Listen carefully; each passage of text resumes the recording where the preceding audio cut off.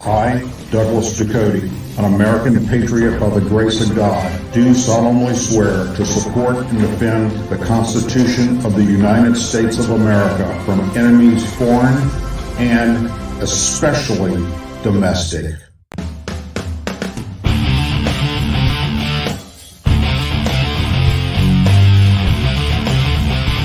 I, Douglas Ducote, an American patriot by the grace of God, do solemnly swear to support and defend the Constitution of the United States of America from enemies foreign and especially domestic. Say it with me. I pledge allegiance to the flag of the United States of America and to the republic for which it stands, one nation, under God, indivisible, with liberty and justice for all. Good evening and welcome to another edition of the Douglas Ducote Show. You had many places to be tonight, but you chose to be here with me, and for that I am forever grateful. Thank you very, very much. If you're new to the channel and you haven't already subscribed, please subscribe and hit the little bell so you get notifications of when the channel is videos are up or when the show is going. We're going to start off right away with tonight's lead story, which is dominating all of the media at the moment. A federal judge in New York City reached a decision today in the civil trial of advance columnist E. Carroll versus former President Donald Trump. The jury decided that Trump was not liable for rape, but was liable for sexual abuse and defamation. The jury awarded Carroll a total of $5 million in damages.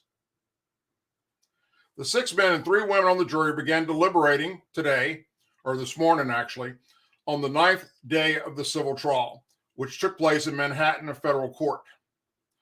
Trump chose not to attend the civil trial and was absent when the verdict was read. Carroll, who is 79 years old, alleged that Trump raped her at Bergdorf Goldman department store across the street from Trump Towers in Manhattan. Sometimes she believes in 1996. According to Carroll, the two had a chance run-in at the store where Trump was shopping for a gift for a girl. She said he asked for advice and the two shopped together before he pushed her up against the wall and assaulted her.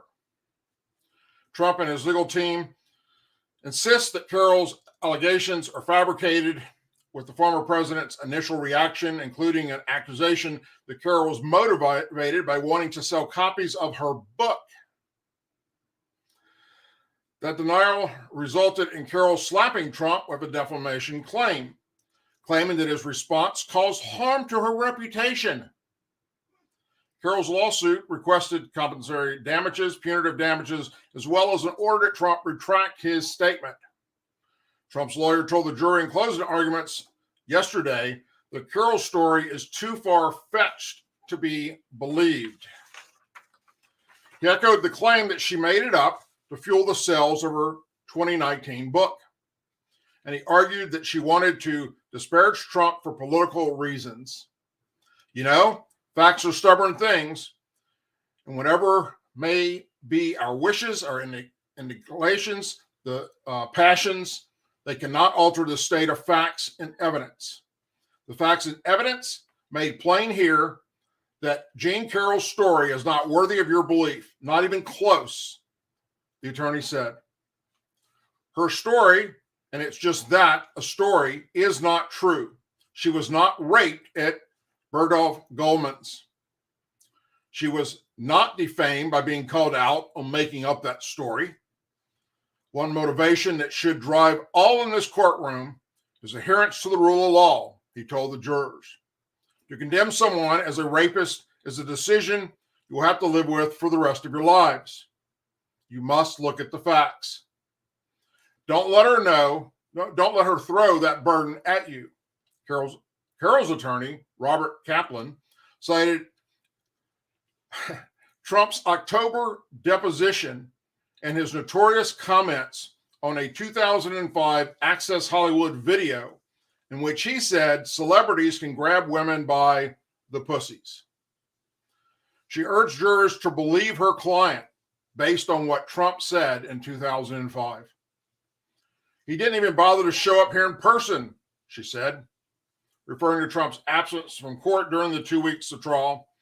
She said much of what he said in his deposition and in public statements actually supports our side of the case. In a very real sense, Donald Trump is a witness against himself, she said. He knows what he did. He knows that he sexually assaulted Jean Carroll. While the jury was deliberating Tuesday, today, Trump spoke out in a Truthsocial post. Waiting for a jury decision on a false accusation where I, despite being a current political candidate and leading all others in both parties, am not allowed to speak or defend myself, even as hard-nosed reporters scream questions about this case at me, he wrote. In the meantime, the other side has a book falsely accusing me of rape and is working with the press. I will therefore not speak until after the trial, but will appeal the unconstitutional silencing of me as a candidate, no matter the outcome. Trump did not testify during the trial, but he was deposed on camera in October. She's accusing me of rape, a woman that I have no idea who she even is. She came out of the blue. She's accusing me of rape, of raping her. The worst thing you can do, the worst charge, Trump told Kaplan in the law office back in October when he was video depositioned.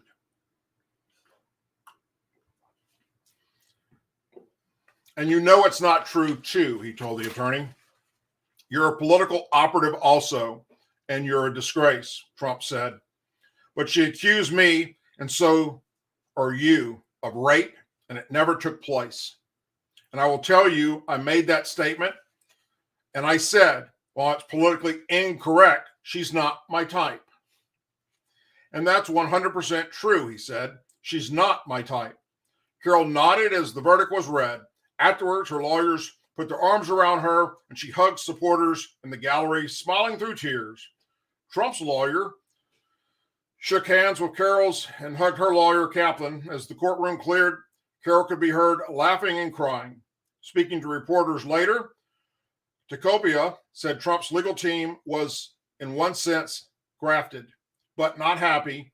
He was found liable for anything whatsoever based on this evidence. So he wasn't found guilty, CNN and MSNBC, of rape. They found him guilty of attacking her in the press when she put out this book accusing him of something that he says he never did. They go on to say that Trump will appeal. He was successful in one appeal before the circuit court, which judged Kaplan and Carroll versus Trump, and he thinks he's going to be successful in this second one. After the verdict was read, Trump took to social media again on Truthsocial, inserting he didn't know Carroll. This verdict is a disgrace, he wrote, a continuation of the greatest witch hunt of all time. Now, during her book, she's trying to sell. She does not recall the time. She does not recall the day of the week. She does not recall the month or even the year that this took place. Only that she thinks it was around 1996.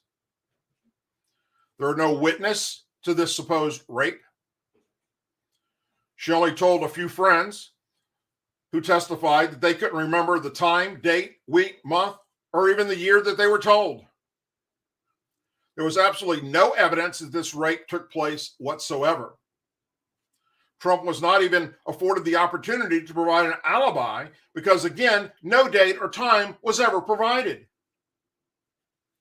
If you were to believe this woman, we're to believe that a man pushed a woman up against the wall in a Bigford Goldman department store, not in a bathroom, not hidden away from sight, not a storeroom, not a back office, plain sight up against the wall. She did not yell for help. No one in the store noticed that the woman was being violently raped. Bottom line, this jury found this man guilty beyond a reasonable doubt based off of no evidence. And that in itself should be a crime. So, how do you convict a man based off the supposed victim's words only? Just her words against him. How do you do that? How is it possible that these 12 people went with a guilty verdict?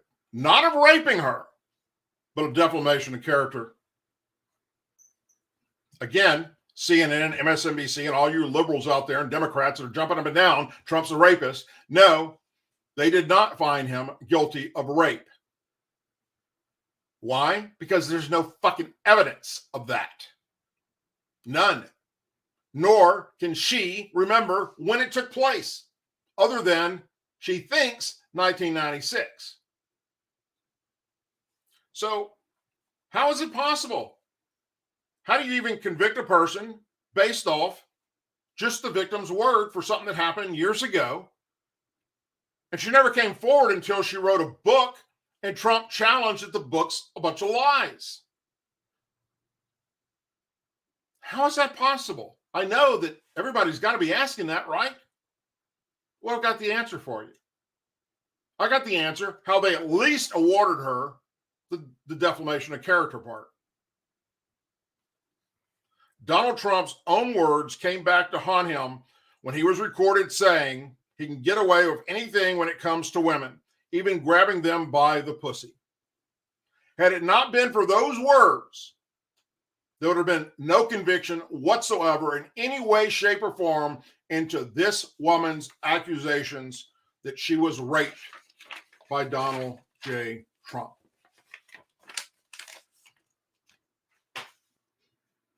Based on something he said, locker room talk during the election. At least he still became president, even though he said it.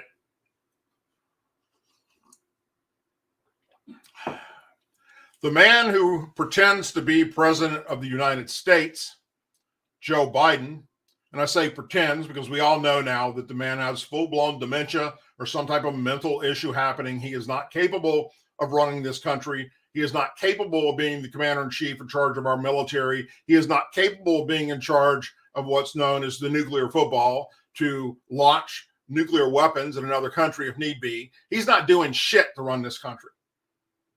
He is mentally not capable. Issued 2 orders today, and only because his poll numbers are lower than the RMS Titanic, which is sitting at the bottom of the Atlantic Ocean in over 12,600 feet of water. That's how bad Joe Biden's poll numbers are. The orders revoke COVID-19 vaccine requirements for federal workers and ending international air travel restrictions. Wow, the things you do when your poll numbers suck and an election's coming up. Vaccine requirements for federal workers and federal contractors, as well as foreign air travelers to the U.S., will end effectively at 12:01 a.m. Eastern Daylight Time on May 12th. On September 9th, 2021, Biden issued 2 orders requiring COVID-19 vaccinations for federal workers, insured contractors, and subcontractors, having accurate COVID-19 safety protocols. Biden said those directives came at a time when the highly contagious Delta variant of the virus in the United States had led to a rapid rise in cases and hospitalizations. I, for one, was one of those in the hospital. Got it 3 times. Damn near killed me the second time. Those orders were necessary to protect the health and safety of critical workers, the workforce, serving the American people, and to advance the efficiency of government services during the COVID-19 pandemic. The president wrote today. Biden said his administration successfully implemented a vaccination requirement for the federal government, the largest employer in the nation, achieving a 98% compliance rate that reflected employees who had received at least 1 dose of the vaccine or had pending or approved exemptions or extensions requests as of January of 2022. The president also touted that his administration has effectively implemented the largest adult vaccination program in the history of the United States, with over 270 million Americans receiving at least one dose of the COVID-19 vaccination. Following this important work, along with continued critical investments in tests and therapeutics that are protecting against hospitalizations and death, we're no longer in an acute phase of the COVID-19 pandemic, President Biden said. And my administration has begun the process of ending COVID-19 emergency declarations. Our public health experts have issued guidance that allows individuals to understand migration measures to protect themselves and those around them, he said. Our healthcare system and public health resources throughout the country are now better able to respond to any potential surge of COVID-19 cases without significantly affecting access to resources or care. Since September of 2021, COVID-19 deaths have declined by 93%, and the new COVID-19 hospitalizations have declined by 86%, according to the current White House. Considering this progress, and based on the latest guidance from the public health experts, the CDC, and the World Health Organization, we no longer need a government-wide vaccination requirement for federal employees or federally specific safety protocols for federal contractors. Vaccinations remain an important tool to protect individuals from serious illness, but we are now able to move beyond these federal requirements. On October 25th of 2021, Biden similarly had issued Proclamation 10-294, requiring foreigners flying into the United States be vaccinated against COVID-19, invoking the powers of the U.S. Constitution and Immigration and Nationality Act. Biden said Tuesday he found, except as provided in other applicant proclamations, the unrestricted entry of persons described in Section 2 of 10-294 is no longer detrimental to the interests of the United States. The order said the Secretary of State, Health and Human Services, including the Director for the Center of Disease Control and Prevention, Transportation and Home Security Secretary, shall review any regulations, orders, guidance, documents, policies, and other similar agency actions that were developed because of Proclamation 10-294, as is appropriate.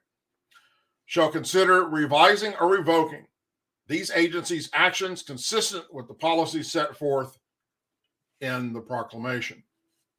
Federal courts and Congress have already rolled back Biden's vaccine requirements for large employers and military service members, but mandates have remained for many employees of the National Institution of Health, Indian Health Services, and the Department of Veterans Affairs, who still makes you practice social distancing and put on a mask to enter their facilities.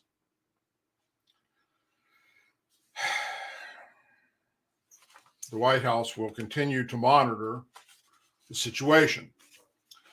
Meanwhile, the Title 42 public health order that former President Donald Trump put into place, which blocked migrants from entering the U.S. because of COVID, will be expiring on Thursday, promoting a surge at the southern border, which will probably be infecting thousands of Americans with more deadly diseases.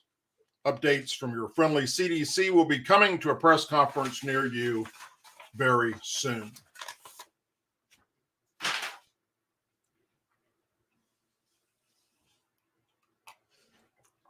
Speaking of our border, the National Border Council, or National Border Patrol Council President Brandon Judd called out the Biden administration today for failing to do their job to secure the southern border and keep Americans safe as the end of Title 42 public health order looms. He said the Biden administration was not serious about stopping the flow of migrants. We could stop this tomorrow. We don't need more money. We don't need you to throw more money at NGOs. We don't need the taxpayers to shoulder this burden. All we need is you to put proper policies in place and enforce the ones that already exist. If we went back to the policies like remain in Mexico, this would end tomorrow. But they don't want it to end, he said. Bill McGullen reported the latest advisory from the Department of Homeland Security that said, beginning May 9th, Border and U.S. Customs Protections agents and officers, along with law enforcement partners from ICE, Immigration and Customs Enforcement, will conduct a targeted enforcement operation in El Paso, Texas.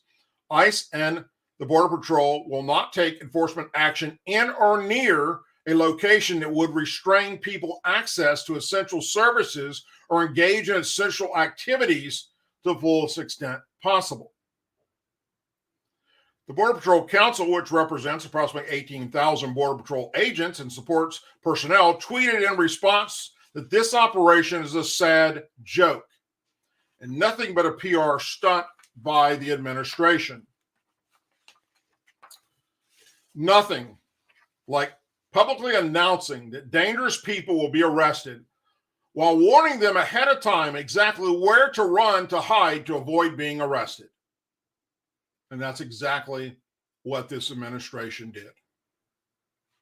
This entire operation is a sad joke, another pandering PR stunt.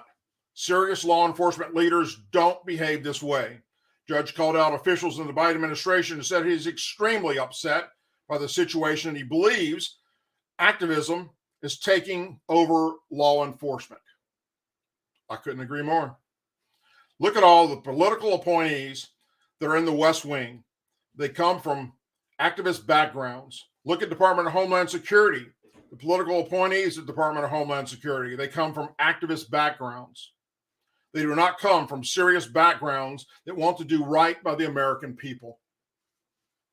According to McGullen, multiple CBP's sources are telling me last night a decision was made between Border Patrol and CBP leadership to authorize all border sectors all along the southern border to begin mass street releases of migrants to city streets if NGOs no longer have capacity.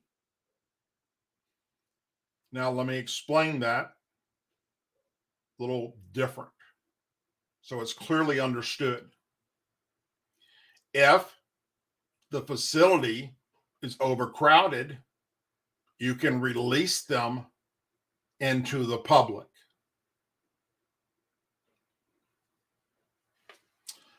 So we can keep an eye out in the next few days for that to happen. Went on to say, as I am told, as of this morning, there are more than 27,000 migrants in federal custody. Judge described how Border Patrol is overwhelmed and processing centers are already well over capacity. We do not release them into the streets, and that's what we're seeing now. That's what this administration wants to do. Because we're so overwhelmed, we don't have the resources. We have the capacity to hold about 10,000 people in custody, but right now we're approaching 30,000. And when Title 42 goes away later this week, that's going to surge even more. This is not proper law enforcement, nor is it the right thing to do by the American people to expect them to shoulder this burden.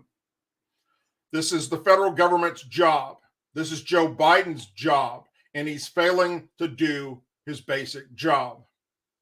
Additionally, Judge warned that drug cartels control portions of the southern border already, but with the upcoming end of Title 42 this week, they will completely control our southern border. Title 42 is set to expire on May 11th. The Trump-era order was implemented, as we all know, back in March of 22 in response to the COVID-19 pandemic. And millions of migrants have been rapidly expelled back to Mexico under that order because of health concerns. Can they do any more to disrespect us? Oh, yes, they can. Oh, yes, they can. Let's talk a little more in detail about it, shall we? The Biden administration has officially authorized the mass release of illegal immigrants into the U.S. if non-government Customs and Border Patrol are overwhelmed. The move comes as border states and officials brace for the expected influx of illegals triggered by the end of the Title 42. Illegal immigrants will be released at bus stops, gas stations, and supermarkets in border towns and cities already overwhelmed by record-breaking numbers of illegal immigrants. The mass release will occur anytime a facility is at its capacity. Congressman Andy Biggs recently warned that Mexican cartels are preparing to flood the United States southern border with between 700,000 and 1 million illegal immigrants when Title 42 is lifted this week in an effort to overwhelm the Border Patrol. In other words, the cartels are doing this on purpose. They know what they're doing. They know what the Biden administration has said. Biggs said the CBP does not have enough resources or personnel to keep these people in detention and processing facilities. When those facilities get full, they're just going to take pictures of them.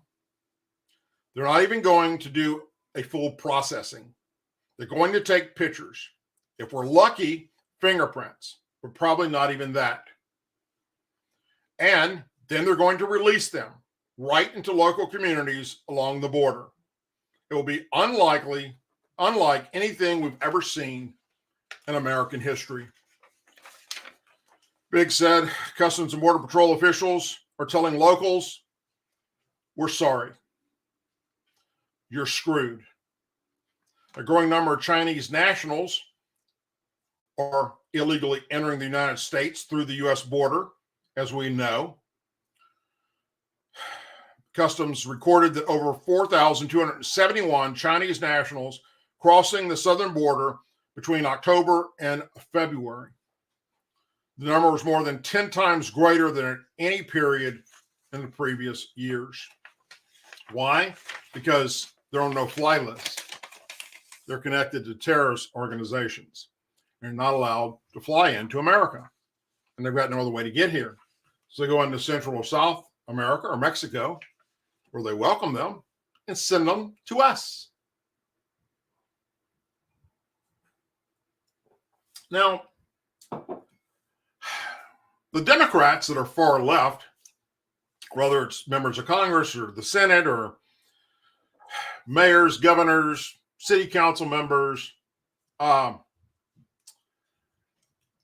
the past few years have poked fun at and made jokes about Governor Abbott in Texas and Ron DeSantis, the governor of Florida, because they've been complaining about what's happening at the border with all these illegal aliens, so many coming across that they can't control our border anymore.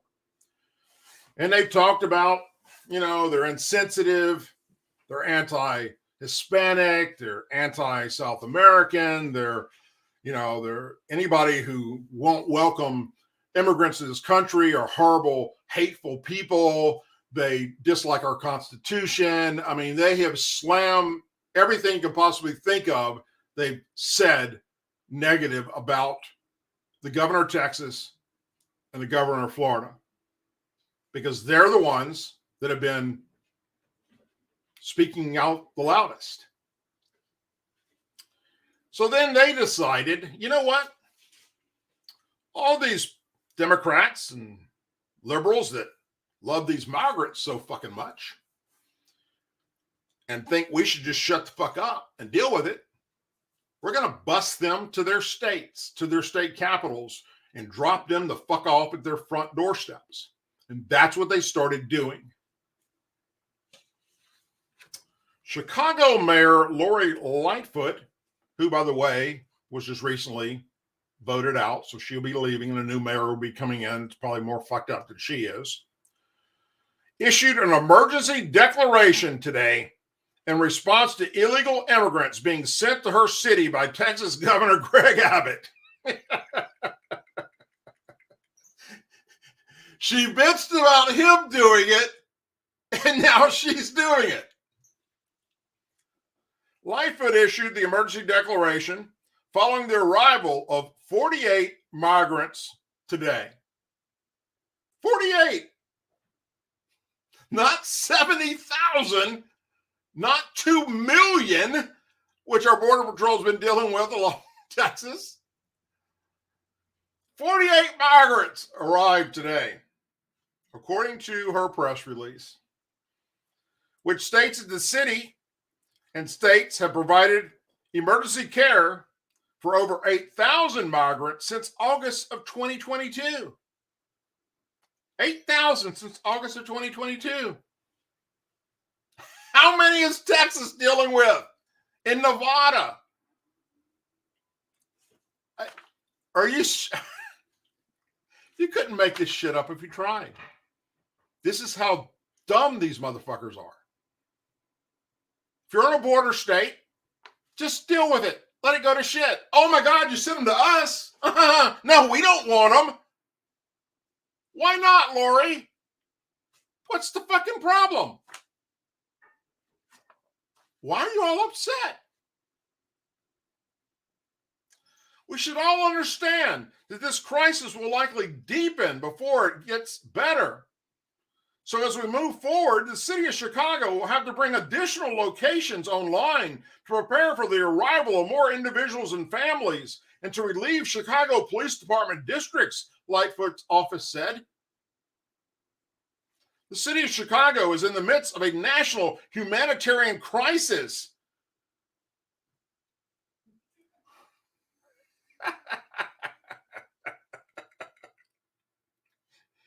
In accordance with the efforts and the values as a welcoming city, Chicago is doing everything we can to respond to the urgency of this matter.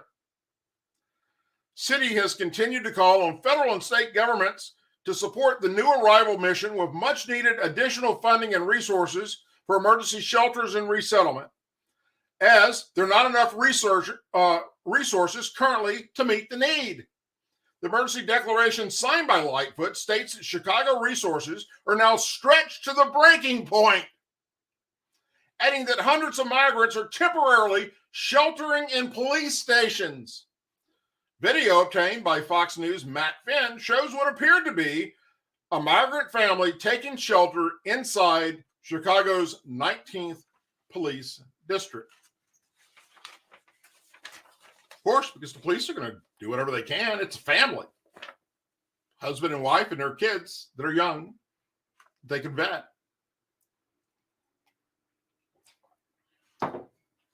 According to Lori Lightfoot, it's happening all over the fucking police department, all over Chicago. Migrants appear to be sleeping on the floor without proper access to showers or bathrooms. How do you know that, Lori? Police departments have bathrooms and showers. You think they're just allowing them to walk outside and piss on the fucking sidewalk? Chicago leadership has boldly advertised the city as a sanctuary city for more than 5 years, despite not having adequate resources to house migrants. Lightfoot, who is only in office until May 15th, thank God, also reserved the authority to request mobilization of the Illinois National Guard to address the influx of migrants. But when Texas did it, oh, they hate migrants. When Texas did it, they're a bunch of racist bigots that don't like Mexicans. That's Lori Lightfoot. That's what she said about Texas. It's all over the fucking internet. You can see it right here on YouTube. It's all over the internet. The shit she has said when the governor of Texas and the governor of Florida have said, we're being overwhelmed down here. It's an invasion of this country. And the federal government went, fuck you. And Lori Lightfoot agreed with the Biden administration then. Now all of a sudden, oh shit. The state of emergency declaration comes just days before Title 42 is set to expire, which is expected to cause a surge of migrants to cross the United States southern border. Lightfoot sent a letter to Abbott, the governor of Texas, in late April, pleading with him to stop sending migrants to her sanctuary city. Oh. Nearly all the migrants have been in dire need of food, water, and clothing, and many need extensive medical care, Lightfoot said. No shit! Texas has been telling you this a long time. So is Nevada. Some of these individuals you place on buses were women in active labor, and some were victims of sexual assault. None of these urgent needs were addressed in Texas. Instead, these individuals and families were packed onto buses and shipped across the country like freight without regard to their personal circumstances, Lori Lightfoot said. Abbott began sending migrants to Chicago in response to Lori Lightfoot's condemning him and President Biden's over-border policies, overwhelming border communities in Texas. Republican governor has also sent migrants to New York City and to Washington, D.C. And now, what are you going to do, Lori? They're just going to get fucking released? They're just going to get released onto the street. We're looking at possibly 700,000 to 1 million coming across the border at the end of this week. We've got drones, we've got satellites, we see them, we know where they're at. The cartel's got them corralled like freaking animals, and they're about to release them. And there's nothing we can do to stop it. Because this administration are a bunch of fucking idiots that do not give two shits about you and me.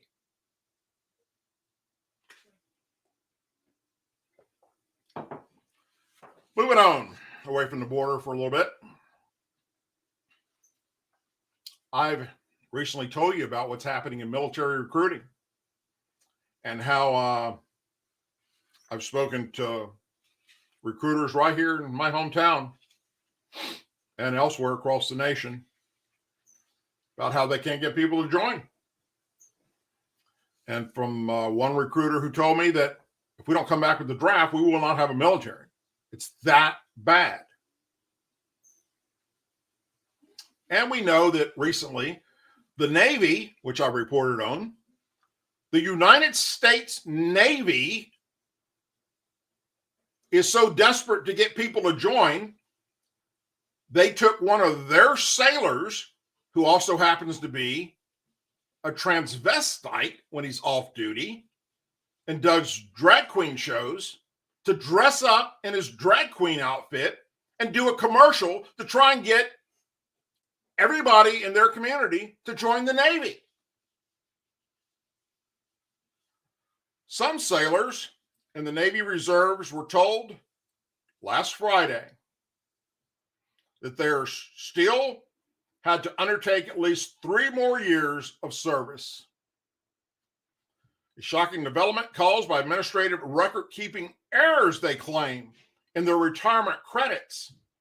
Officials claim as the U.S. military continues to face historic decline in military recruits. According to NBC News, multiple military officers voiced their displeasure with the order, including one who said, "They're trying any way possible to retain us, even if it's trying to stronghand us."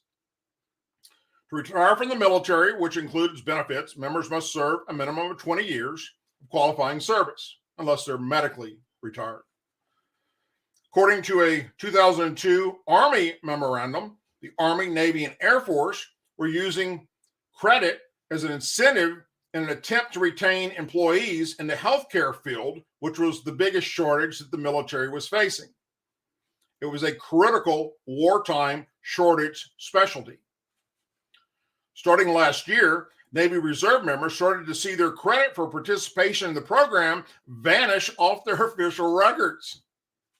The Air Force and Army have confirmed that they do still include participation in the program as credit towards military requirement for their people. "I feel like I'm trapped," one sailor said. "It's terrible. It's unfair. It's dishonorable. In January of 2022, one sailor's record showed that he had completed 19 years of qualifying service. 6 months later, it showed that decrease dropped down to only 16 years. So basically, we're just not going to let you fucking retire. Sorry, you got to stay. Can't get out now because we can't do our job in recruiting.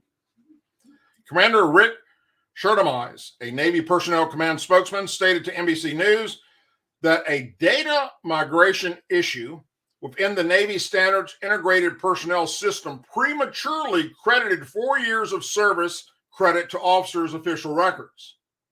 The clerical error previously permitted 95 people to retire with full benefits before being eligible, he said.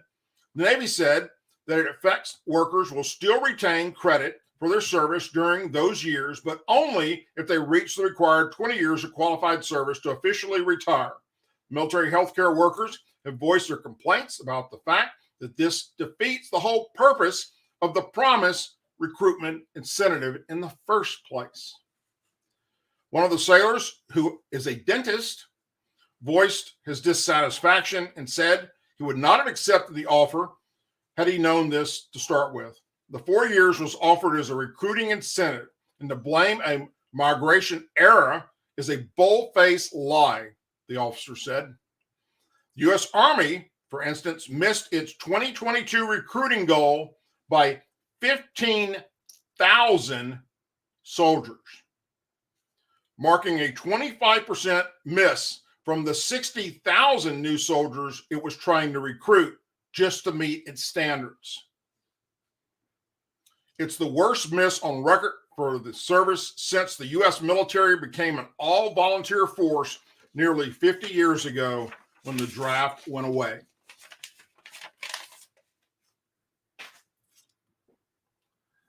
You know, listen.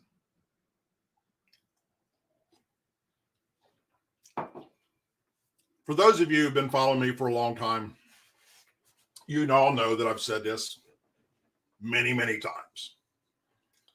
For those of you who are new to this program,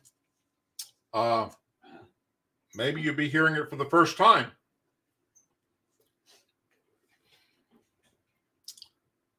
I was born and raised a staunch Democrat in the South. In the South, back in the day, we were all Democrats. Took going into the military in 1985 for me to realize that the Democrats did not give a shit about our military, and that if they needed to cut the budget somewhere so they could spend money on their pet projects towards giving away free shit to illegals, for instance, they took it from the military. That's a fact. It's a fact that's been going on for many, many years. I've served under Republicans and I've served under Democrats. And any veteran that's served under both, not just one, but if they've served under both, they can tell you, or especially if they did 20 plus years, then they obviously served under both. They can tell you that this is an actual factual statement. When Democrats take control of DC, the first place they look to take cuts is the United States military. That's where they go. They stop the production of new Navy ships. They stop the production of new bombers, new fighters. They cut the force. They stop funding. True story. And I'll probably, in order to make you believe this, probably, I'm going to have to bring my friends on. And we'll do that. I will do this. I will actually bring some of my friends on that witness this, that I served with. Okay?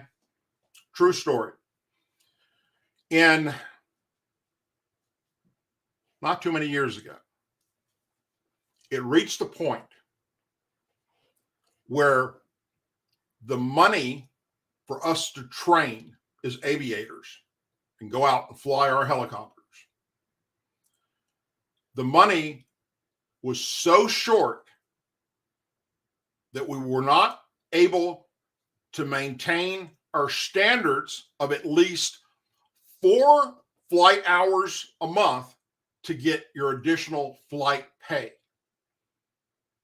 All you had to do is, if you flew at least four hours in a 30-day period, you got extra pay, flight pay, just like those that jump out of airplanes in the Army and the infantry, or those that are divers in the military. All right. If you're into a career that is, let's say, dangerous, besides just being a soldier or somebody in the military, then you get this extra incentive pay to help you and your family. So it got to where we could not get all our aviators, our pilots, our co-pilots, our flight engineers, our crew chiefs enough time to fly those minimum of 4 hours to get flight pay. So they weren't getting it. We reached the point, drum roll, because this is the most outrageous thing, and we all laughed our ass off about how funny this was. And I look back on it now, and it was funny, but yet this is how fucking bad it got. The spouses in our particular unit got together and held bake sales. They baked cakes and cupcakes and neat shit like that, and went out on street corners in Savannah, Georgia, and sold baked goods and took that money and turned it over to our unit. That is a true story. Not to mention how many service members qualified for food stamps and government assistance while serving in the active duty military. Now, when Republicans took office, boom, that shit went away because they cut all that fucking bullshit. We're not going to send that money to illegals. We're not going to send everybody to freaking school. You know, we're not going to do all this crazy shit for these rapists and murderers and people that are legitimate, don't want to fucking work and are lazy asses. No, cut those programs. We need a strong military. And boom, the money came back. So it was then that I realized that Democrats don't care. The first thing they're going to do is they're going to cut the military budget. And they're going to affect our strength, which affects our peace, which takes away our superiority. This administration is doing it with the transvestite movement. It's doing it by many, many things that have people, families looking at the military, not encouraging their children to want to go join and finding other ways for them to go about becoming productive members of society. The long period of war that this country was in with Iraq and Afghanistan, just to name two, also, not only did that deplete the force when it was over with, and people went, fuck this, I'm tired of deployments. Some of these guys and girls were going on back-to-back deployments, literally, for a year at a time. They'd come home for 30 days and boom, they're back gone for another year. Come home for 30 days, boom, they're back gone for another year. And they went, fuck this. I don't even know my wife and kids. And the divorce rates were just skyrocketing. And suicides were skyrocketing. And we talked about it right here on this show. The Democrats go to the military to cut the budget. That is the very first thing they look at. I told you all this when Joe Biden was elected. That week, I made it very clear to everyone. Watch what's about to happen to our military budget. Watch what is about to happen to our recruiting because of it. It's all trickle down. When you do something at the top, that 99.9% of the force is going to be affected, it will affect recruiting. and they've slowly but surely destroyed our military. Now, if we get a Republican back in office as president, whoever that happens to be, that shit will change immediately on day one. If not, God help us. A 20-year veteran Chicago prosecutor has quit his job and wrote a blistering letter to his colleagues on his way out last Friday, blasting the city's stupid leaders and declaring they set the city on a course to disaster. The prosecutor's name is Jason Proje. He was a felony trial attorney, put in his 2 weeks notice with the city. Before he left, however, he sent a goodbye letter to 85 colleagues to explain that the city's insistence on following a popular political agenda has made Chicago more dangerous for everyone.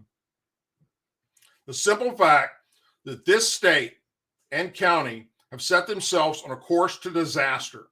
And the worst part is that the agency for whom I work was backed literally every policy change that had been made, predictable and predicted outcome would be more crime and more people getting hurt, he wrote, referencing to the office of Cook County State's Attorney Kim Fox, who you could go murder someone, literally. Cameras rolling and 500 witnesses. If you are black and you came from a poor area of the hood, it's not your fault. And your ass is going to be back out on the street in a very short period of time.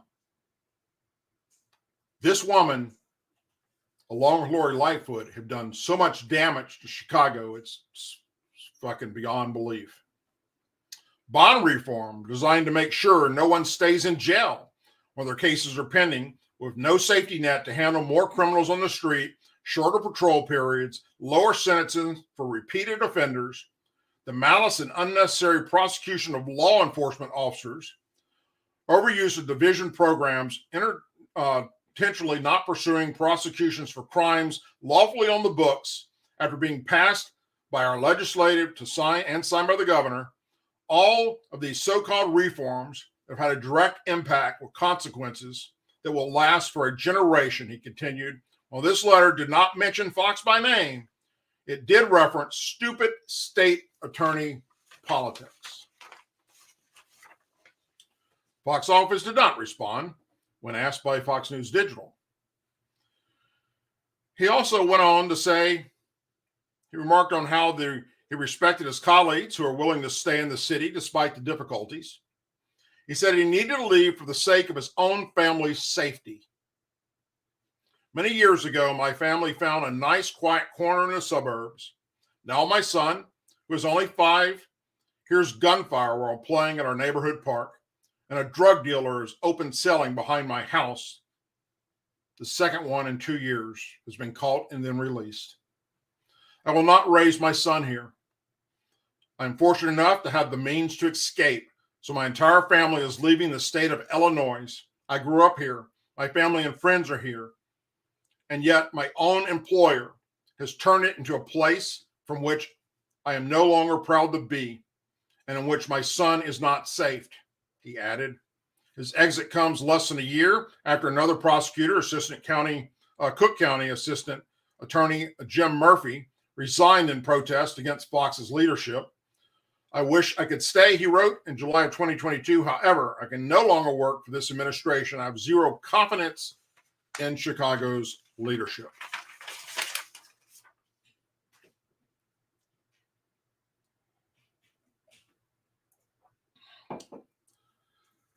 Polls. You know, Democrats and liberals love polls as long as it's coming from the left liberal media and not from the right. We all know that. That's pretty fucking obvious. But they're not going to like this one.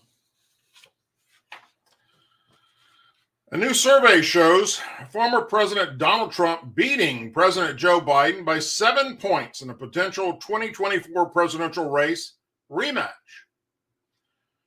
Not conducted by some right-wing organization, but by the liberal left-wing Washington Post ABC News poll that said nearly half of Americans said they would definitely or probably vote for Trump or are leaning towards voting for him in a matchup against Biden. The poll shows just 42% would definitely or probably vote for Biden or are leaning towards voting for him if his opponent is Trump once again. Trump also topped Biden when respondents were asked about each candidate's physical health. 64% said Trump is in good enough physical health to serve effectively as president, compared to 33% who said Biden is not. Most respondents also agreed that Trump is and has the mental sharpness to serve as president, whereas 32% of respondents said Biden does.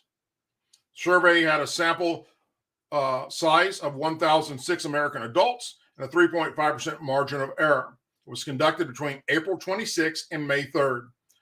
This poll is just brutal for President Biden, host George Stephanopoulos said on ABC, who's a liberal Democrat on a liberal Democrat network. President Trump, at least right now, appears to be strengthening his hold on his front-runner status for the Republican nomination.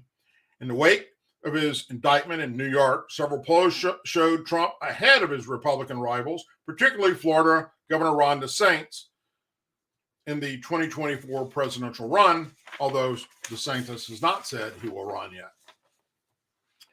A Yahoo News YouGov poll, which is also liberal, found Trump leading DeSantis by his widest ever margin, according to Yahoo News.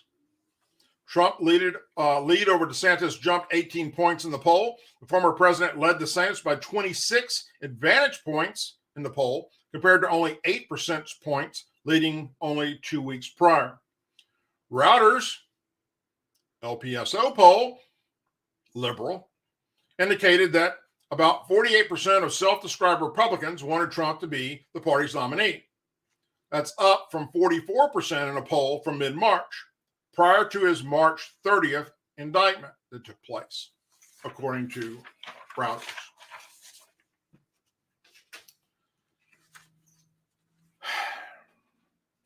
Someone has woke up and realized how fucked up things are happening with women.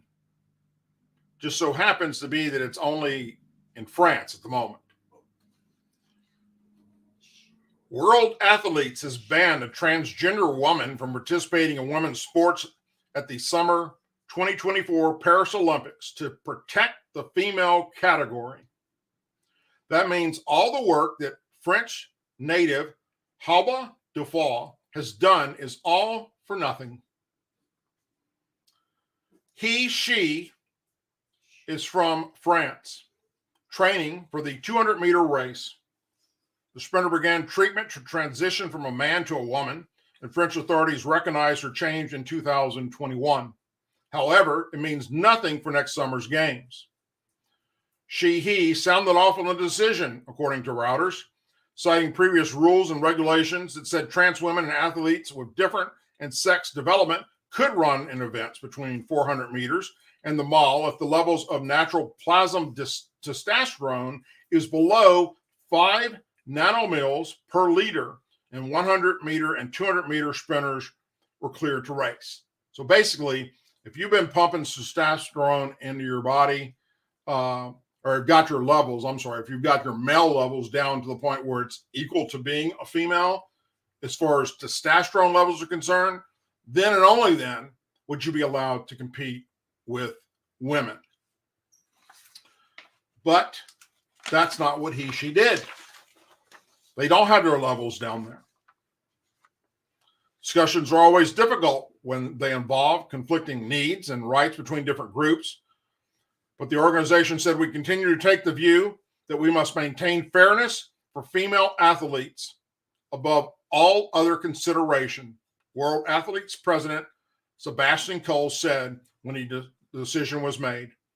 In March, World Athletes cut the maximum plasma testosterone levels for the long-distance run in half, and the level must be maintained for at least 2 years before the athlete is able to participate in women's sports. Now we just need the rest of the world to wake the fuck up and realize that there's a problem there. Public service announcement. Stand by 1 second. My wife has a public service announcement that I should be giving you. Okay, so Don't know what it is. What is it? I open this up. Smell this. Oh, gross. Bleach. Bleach? I don't know. It smells like bleach. I Smells took like a taste bleach? of it. Yeah. And I didn't even smell it first. My mouth is burning. Okay, so Okay, look, what's the story behind this? All I did was open it, y'all. Coleslaw from Kroger's smells like bleach. I'm not Yeah, kidding. it's pretty nasty. It's really bad. What's the date it expired? I just opened it. It's fine. It's fine. It Okay, just well, it it's just not. came out. I know it's bleach. Would you like me to bring it back to him? I will. do. I want you to do it tonight. I'll do that right after It's this show. bad. My mouth is burning. Well, go wash your mouth out. I wouldn't have for tasted it. 15 minutes. But I didn't know it was this until after I tasted it and I went, what is going on?